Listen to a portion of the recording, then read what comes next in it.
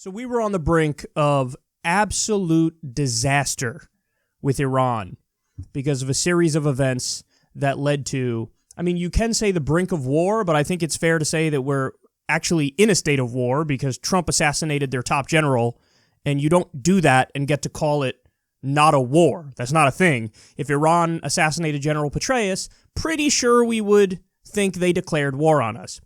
So I have some, I don't want to say good news, but it's as good as the news could possibly be given the facts that we already had at hand. So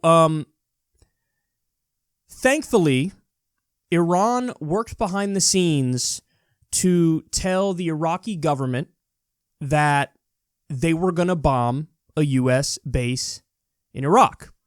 And they did this on purpose, guys.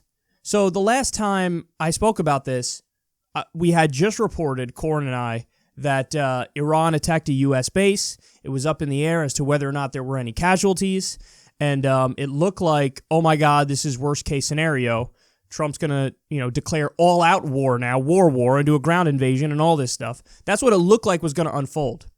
But we learned just after that Iran worked behind the scenes to let Iraq know in advance, and knowing that Iraq would then turn around and tell the United States that they're going to attack that base. So what that did was it gave the United States and it gave Iraq time to remove their people from the base. So basically, Iran bombed an empty base, although there are reports that the stuff they targeted at the base, it was like weaponry, which actually makes all the sense in the world because if the United States is assassinating your generals and attacking you, yeah, you would want to take out some of their military capability now, wouldn't you? So, but either way, it really is a best case scenario given what we knew, the other day, because it looked like, oh my God, here we go.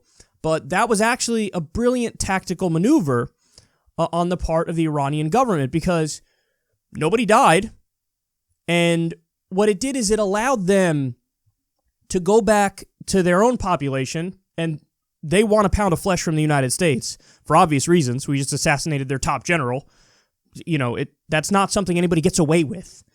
But it allowed the Iranian government to go back to their people and be like, we struck back against the big bad Americans.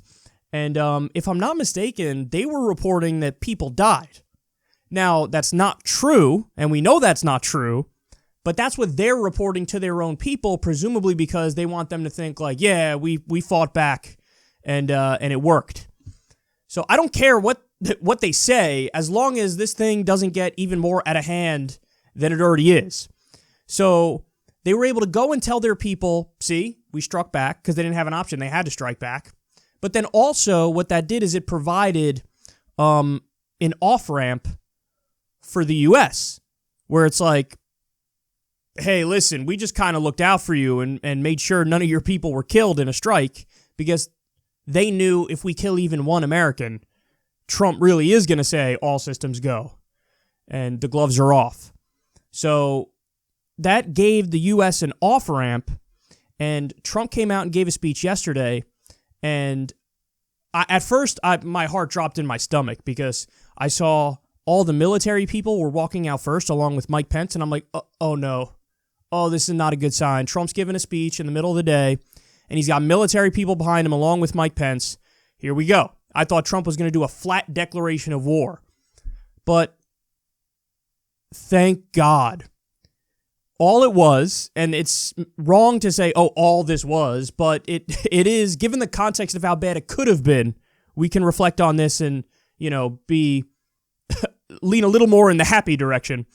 He gave a speech where, yes, he lied repeatedly, and he said things that were insane and untrue, and nonstop fear-mongering about Iran over and over and over.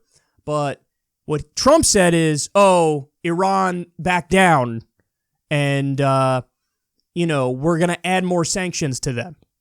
Now, the sanctions are an act of economic warfare. They're terrible. They hurt the civilian population. I can go on and on and on about how bad the sanctions are.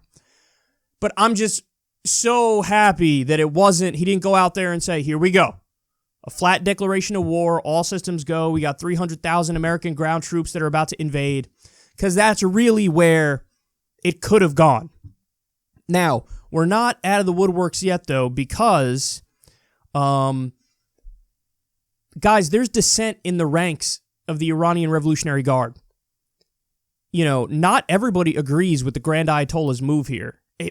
Listen, you're never going to hear these words come out of my mouth almost ever, but you got to give this dude credit, because his move was the only thing he could have possibly done to, like, get out of this situation scot-free post the murder of the general.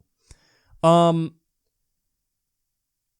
there are people in his own government at high levels who think that what he just did was a weak move. And so there's dissent in the ranks, and the Grand Ayatollah is, the target of a lot of anger from within their own government. Because there are military people, there are people within the Iranian Revolutionary Guard who are like, that's all you're going to do? You're not going to stand up to the Americans in any real way? And there are reports, now these reports are unconfirmed, I have to say, before I make this point, that there were arrests of certain military leaders in Iran. And, that can cut a whole bunch of different ways. We don't know the specifics of it. We don't even know if it's true yet. But if that is true, that would mean that some people were planning a coup since Soleimani died. Soleimani, the general, was also the protector of the Grand Ayatollah. So it could mean that the Grand Ayatollah said, oh my God, people are going to try to topple me now. There's going to be a coup of me. So they arrested immediately. They acted quickly and arrested the people who they thought would do the coup. Or it could work the other way. Or it could be they were arrested because they would have been the protectors of the Grand Ayatollah, and now there's about to be a coup. That could happen as well. I mean, it's too hard to determine what's going on in that government at this moment, but we do know, as a matter of fact, that many people wanted American blood after we killed their general. And, if somebody killed one of our generals, the American public, I'm sure, would want the same thing. So, but it was a brilliant, my friend said it best, that he has a tactical mind to do what he did here, because he provided that off-ramp, and frankly, I think we lucked out that Trump at the last minute was like, we'll do more sanctions, but Iran is backing down, so, we're good, effectively. Oh, but I also do think that this proves that what I call the impulsive theory about Trump is correct. So, in other words, he really is just like, he's shooting from the hip, man. He's making decisions on a whim. He's not really thinking through the consequences. It's scary because he surrounded himself with all these neocons, and if they happen to make an argument that resonates with him on any given day, we could start 3 new wars in one day because he goes, oh, I agree with what Pompeo said today, or Gina Haspel, or any of them. So I do think that Trump's backing down at the last minute shows that the decision to assassinate the general was just on a whim, and he really thought, and this is hard to imagine, but he really thought, like, no, I can do this and there won't be many consequences. Now, I don't know what's worse, if the impulsive theory is correct or if the grand plan is correct. So the grand plan theory is the other theory that I said was a possibility, which is the idea that the United States killed General Soleimani knowing Iran would have to respond, and then knowing that we can then unleash the hounds and try to do regime change officially. I was leaning towards the grand plan theory that, like, no, they did it because they knew Iran had to respond, so then we could actually go to war and topple them. That's what I thought was the case. But after Trump's decision yesterday, now I'm leaning in the other direction, and I just think that he's incredibly impulsive, and he does things on a whim, and it's not necessarily that there was this nefarious idea that, like, oh, then Iran will attack us, and then we're good to go in, because he didn't want to do a ground invasion, at least. So that leads me to believe he was just sitting there one day, and whether it was, General Soleimani sniping at him on Instagram and on social media, Trump may have caught wind of that and said, I don't like this guy. Oh, we have the option to kill him. Okay, kill him. Could have been that. Could have been, Trump thinking, because he said it in 2011 about Obama, I think Obama will bomb Iran to get reelected. He could be thinking, oh, I'll just bomb Iran quickly and then we'll get reelected. He could have been thinking that, or to distract from impeachment. We know, as a matter of fact, that that's what Bill Clinton did. Bill Clinton distracted from impeachment by bombing the Al-Shifa pharmaceutical factory.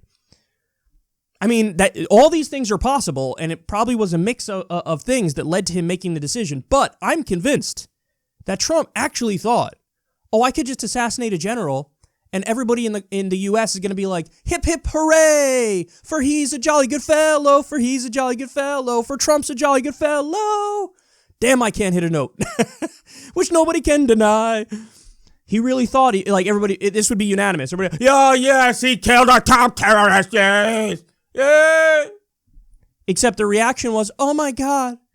You just sparked an international crisis and committed a war crime and killed a general who was responsible for being the front line against ISIS and was on a peace mission at this very moment that you killed him, trying to get Iran-Saudi tensions to wind down. Oh my God, what have you done? So I do think he's just not smart. Trump is just not smart, and that was super impulsive of him to do it. But either way, I don't care what the reasoning was, whether it was the grand plan theory of the neocons that they hatched or if it was Trump's impulsiveness. Either way, he's got to go, man. Trump has got to go. Of all the terrible things he's done since he's been in office, I do think that this is probably in the top 3 worst things. Because of on its own merits, it's insane. It's illegal under U.S. law. It's illegal under international law. I mean, the precedent it sets is absolutely unreal. You can just assassinate leaders of nation states. What? I mean, insanity. So if you could do it, well, then Russia could turn around and say, well, we could do it too. China could turn around and say, we could do it too. Iran could turn around and say, we could do it too. So good luck to any senator who wants to visit, Iraq or Afghanistan to visit our troops to go to a U.S. war zone on Christmas or something. Good luck. So, I mean, the consequences of this on its own merits, how dumb it was from a moral perspective and an ethical perspective, but also a strategic perspective. I mean, he's impulsive. And notice, there is no coherent philosophy to his foreign policy. It's not there. That's why, on the one hand, he's pursuing peace with North Korea, and on the other hand, he's pursuing war with Iran. Now, you could say, oh, well, he backed away at the last second. But he created the problem in the first place when he assassinated the general. We pulled out of the Iran nuclear agreement. We didn't have to do that. We put sanctions back on them. We didn't have to do that. We've escalated with them every step of the way, and it's not just Trump, it's throughout U.S. history, whether it's overthrowing their government in 1953, whether it's backing Saddam Hussein in the Iran-Iraq War in the 1980s and allowing Saddam to use chemical weapons on Iranians. You think they forget that? They haven't forgotten that, whether it's shooting down a commercial airliner, as was done in the past. So, this is the problem. The problem is he's massively impulsive, he has no coherent philosophy, and he's repeatedly pushed them to the brink, and then now he pulls away at the last second, and, I'm not going to sit here and be like, oh, he deserves a massive amount of credit. He shouldn't have assassinated the general in the first place when we never would have been in that crisis. Bernie said it best. It's like somebody starts a fire, and it burns down a bunch of stuff, and then that same person comes and puts out the fire, and then they're like, I'm a hero. What if you didn't start the fire in the first place? What about that? But the final point is, the Popular Mobilization Forces are a largely Shia militia in Iraq, okay? And their commander was also killed by Trump in the drone strike that killed General Soleimani. So there are rumors now that they're not okay with the weak response from the Iranian government because they know, they see what happened. They see that, nobody died, and they see it was kind of a symbolic bombing to, save face and then give the Americans a chance to stop from the brink of war, because they know how that war would end in the long run. They know it's worse for them than it is for us, even though it's bad for everybody. So the Popular Mobilization Forces saw that, and they were like, oh boy, we're not okay with this.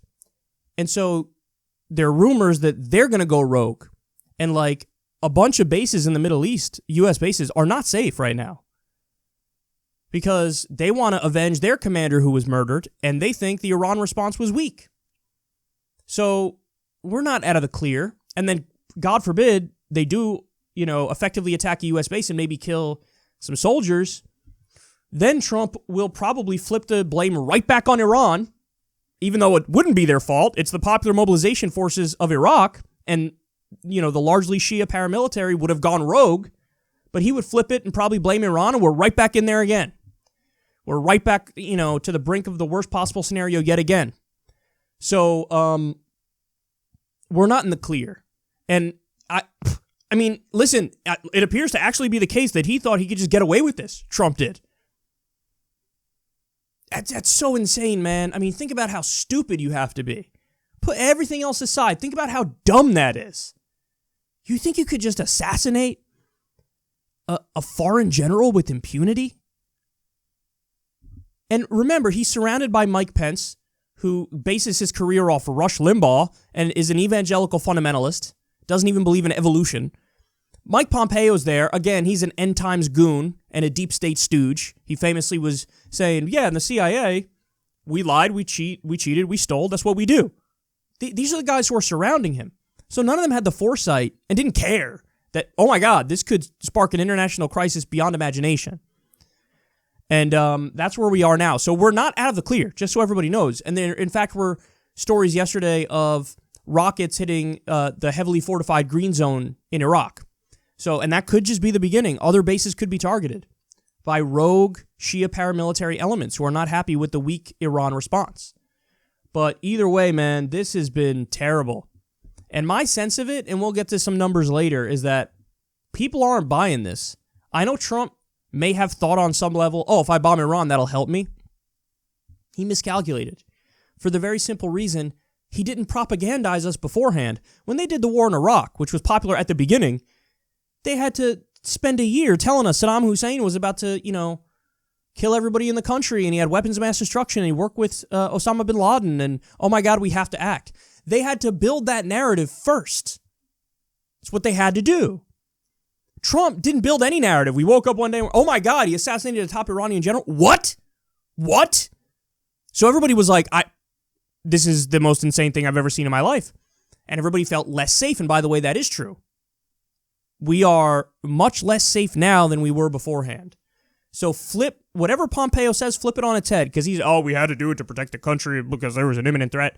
No evidence of an imminent threat. That's preposterous. When he's pushed on it, he goes from imminent threat to, actively, potentially plotting in the region. So no threat to the U.S. homeland. They say maybe in the region, but they use all these weasel words to lead you to believe that that's actually not true. So even though they say, oh my God, this is to make us more safe, it made us less safe. It made Americans all around the world less safe. And of course, you're threatening another war, which would lead to countless civilian deaths, countless trillions of dollars wasted. So this was all a terrible, terrible, terrible, situation, and of the United States making. And thankfully, we all took a deep breath yesterday when it turned out the worst case scenario wasn't happening, at least right now. But those military-industrial complex wheels are still churning, man. They're still churning, and you got people who are making a lot of money off this stuff and would make a hell of a lot more if we actually went to that war. Plus, we want their oil. Plus, we want them to be a puppet state. Plus, we got an impulsive idiot as our leader.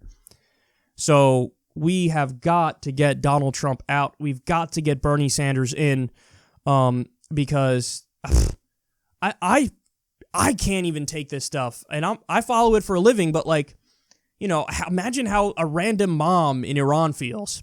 Imagine how, the family members of a U.S. service person who's stationed in Iraq right now feels. Imagine that. Not good, man. Really not good.